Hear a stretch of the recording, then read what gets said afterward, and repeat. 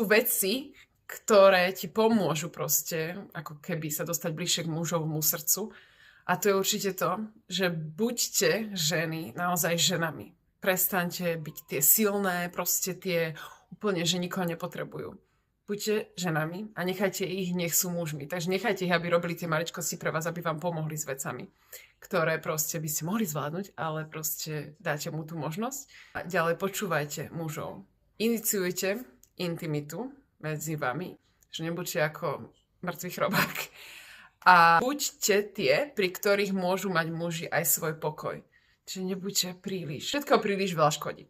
Takže skôr nechajte mu ten priestor, nechajte ho, nech je s kamošmi. Nechajte ho, nech robí proste tie mužské veci, nech má svoj čas pre seba.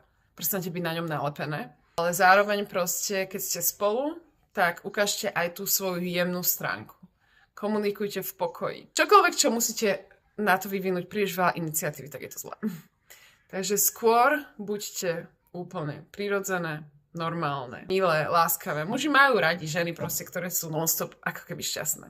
Nemusíš byť non-stop šťastná, ale aspoň buď spokojná sama so sebou a so svojím životom.